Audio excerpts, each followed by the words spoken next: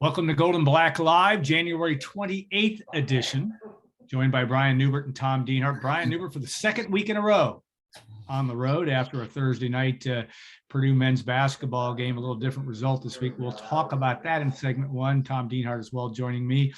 And I want to thank our sponsors, Triple X on the hill, but on the level of Purdue tradition since 1929. Hilton Garden Inn when tomorrow's a big day, State HGI tonight. State Farm agent Trent Johnson at trentismyagent.com.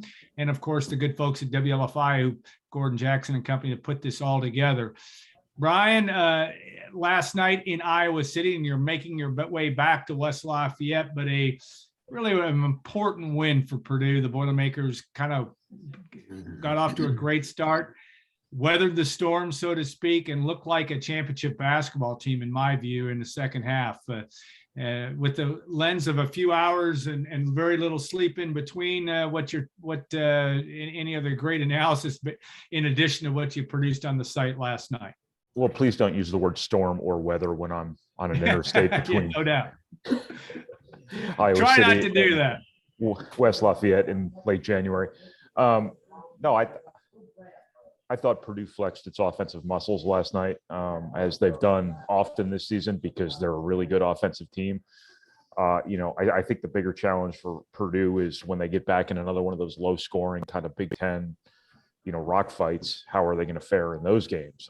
I think it was reasonable to expect Purdue to have some offensive success against Iowa, because I think they match up pretty well. I think those are typically open, more free-flowing games, and I think Purdue really thrives in those sorts of games.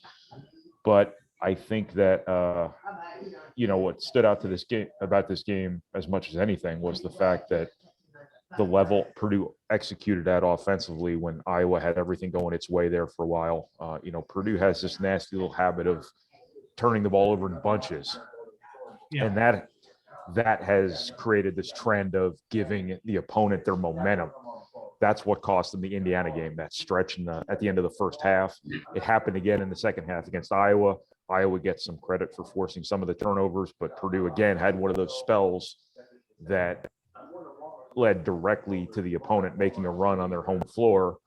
But once that happened and Purdue kind of got its legs back under it, they made every big shot they needed to make. I thought, obviously they weren't perfect against the trapping and the pressing last night, but they were a hell of a lot better than they were last time. And I think they probably got more points off it offensively than they gave up off their own turnovers in that regard. I thought they had a certain mentality offensively that really mattered. I think it wasn't just about advancement through Iowa's pressure, but it was about punishing it. And I think they did a really good job in that regard. And my personal guess is that being in that mentality of attacking that really kind of fed the clutch shooting that happened in the second half, because as soon as that ball was crossing the timeline, those guys were ready to shoot. And obviously the results spoke for themselves.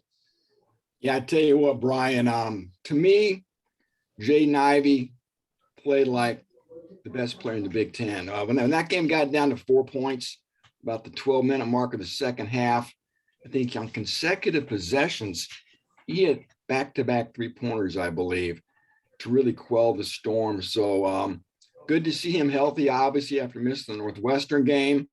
Don't know if there's any update, but I assume his hip is A-okay, because again, he looked awfully good. Yeah, he's fine. In what can be a very tough environment. So that stood out for me. And then, Isaiah Thompson, right? I mean, anybody who goes through our message boards knows about the analysis of the point guard play. But I mean, just talk about not just Isaiah Thompson, his play, but just to play the point guards in general and what that meant to this team, not just Thursday night, but also moving forward or down the stretch.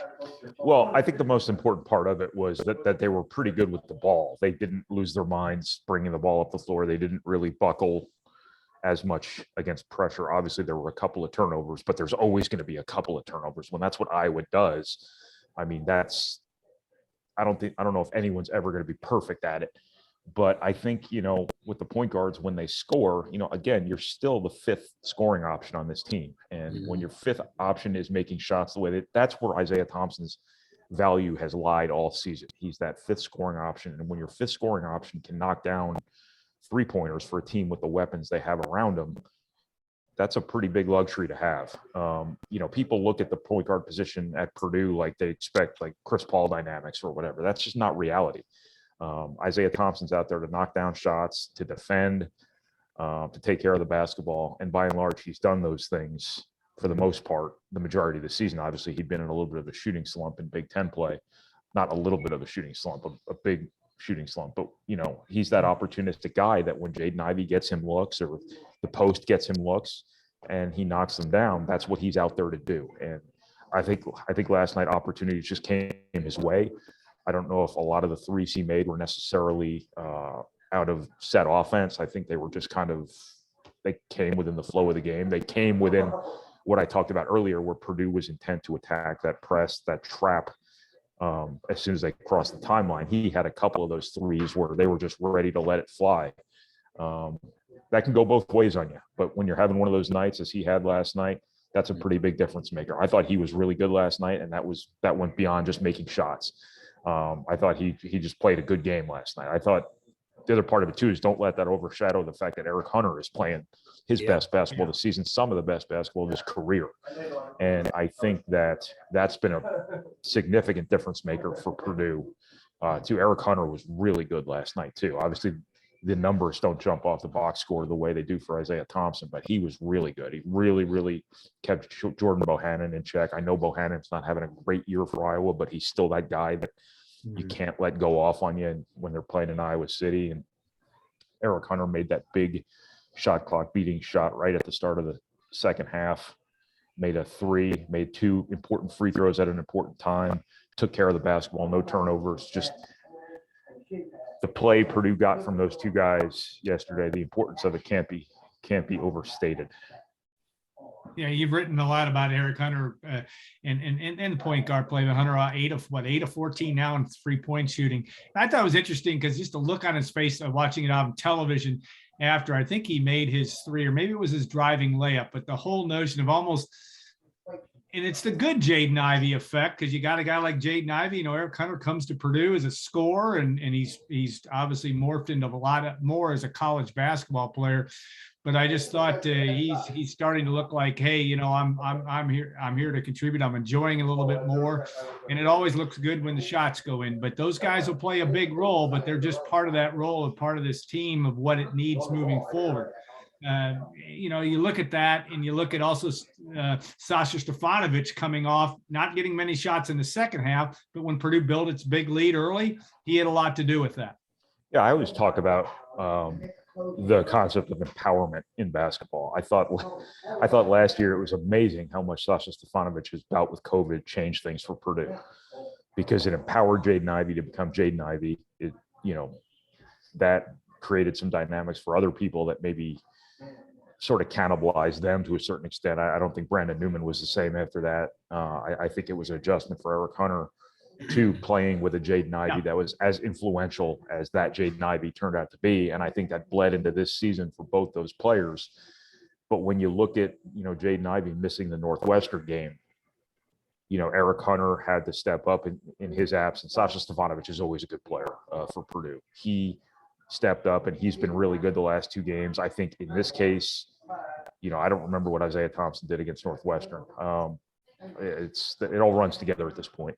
But hit a couple I of threes. think Purdue needed those guys to take things up a little bit of a notch. It worked for a couple of those guys. It didn't work for Brandon Newman. That kind of went the other way for him. But I think maybe was a little bit of positive in Jaden Ivy missing that game, because all these other guys had to be relied upon. They had to have more asked of them. All of them responded pretty well, with the exception of Brandon Newman, obviously. And maybe that carried a little bit into this game as well. Yeah. I guess I always like looking ahead a little bit here, Brian, and this is obviously a big stretch coming up for the Boilers. Always tough Buckeye team Sunday, and then February starts, and looking at the schedule, 4 games in about an 8-day period at Minnesota, Michigan home, Illinois home, at Michigan. I mean, just sort of give us your view here, kind of looking throughout the end of January into February, and just the challenges Purdue faces in that early February stretch here. Really wants to keep its eye on the ball and try to win at least a share of the Big Ten title. Yeah, they all matter now, obviously. Especially well, I shouldn't say especially the road games, because the home games matter even more, because you can't lose those as much as you have to win the road games. But I think Purdue experienced some turbulence, early in the Big Ten season. Obviously, I still don't think, I think they're moving in the right direction, but I still don't think they're a textbook Big Ten team at this point. I think they got to do a better job taking care of the basketball. They got to do a better job in half-court defense. I thought they did a good job yesterday. I think their decision-making can still, get a little better. Obviously, the free throw shooting is something that they've got to get straightened out on the road. But I think they've given themselves a chance again. There was a moment there after the Rutgers loss, after the Wisconsin loss, where you kind of wondered, is Purdue going to be a good team but not a great team this Big Ten season? Things like that. Is Purdue already, putting itself too far behind in the Big Ten race here? But I don't think that's. I think that's all. I think that concerns out the window here. Obviously, Purdue's got to start winning, but I think Purdue's got just as good a chance as anybody, if not a better chance, to win this league, at least earn a share of what could be a really convoluted title this year. But I think that, Purdue's got the most upside of anybody in this conference, to me anyway, the most potential to put together one of those winning streaks that, really puts them in a good position. I'm not saying that's necessarily guaranteed because of what happened at Iowa, because I think playing Iowa is a different animal than playing Michigan State, playing Illinois, playing Wisconsin, so on and so forth. But I think Purdue's put itself right back in the thick of things here.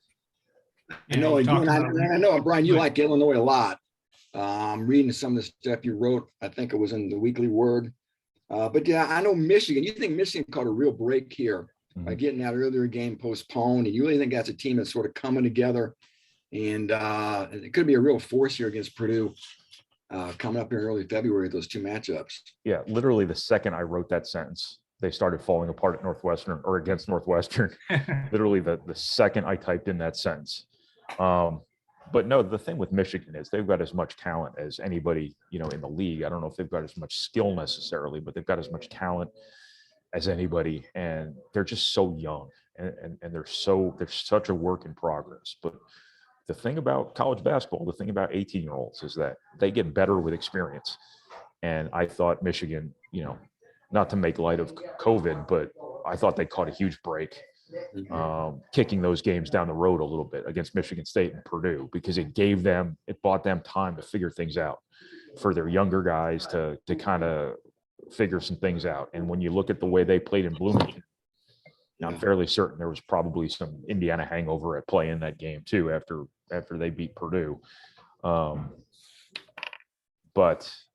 when you look at the way they played in that game, when you look at the way Hunter Dickinson's played the last couple of games, I think that they're better now. They will be better when Purdue goes to their place now than they would have been had Purdue gone there right after the Penn State game. I don't want to make light of them getting COVID or whatever, but I do think that was a little bit of a break for them. And I do think that's a team too that can factor into this as well in terms of the Big Ten race. But they're obviously still so young. This is going to be a process for them all season long. Yeah, that's going to be a storyline we watch as we go. Okay, last question before we end this segment, Tom. Obviously, it's cold and snowy in West Lafayette. Though Brian, you won't have any. I don't think you'll have any travel issues coming. But spring football a month away. Snow. I know. But it's you don't know what you're doing to me here. It's going to jinx you.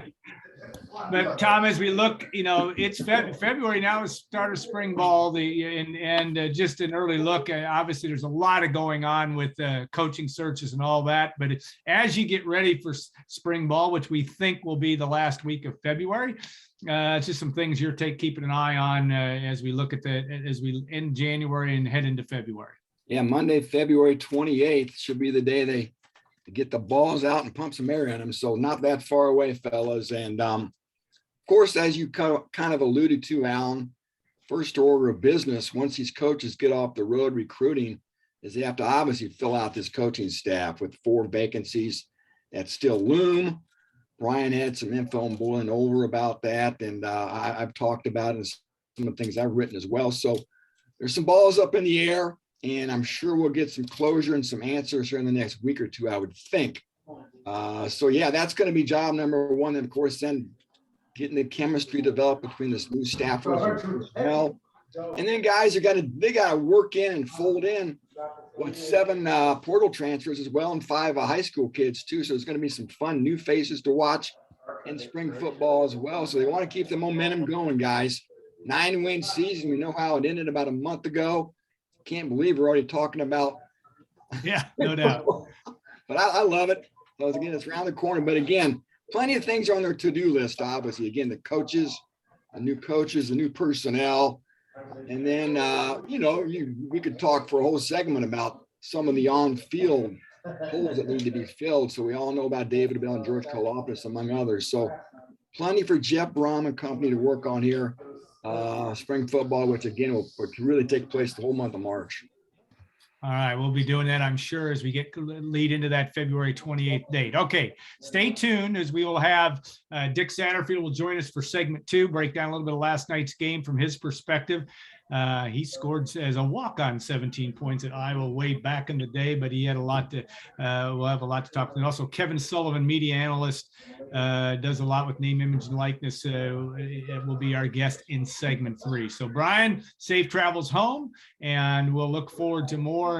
Stay tuned also for our Saturday simulcast tomorrow on the site. We'll be breaking down all things and more things Purdue sports as well. So stay tuned. We'll be back in a couple of minutes on Gold and Black Live.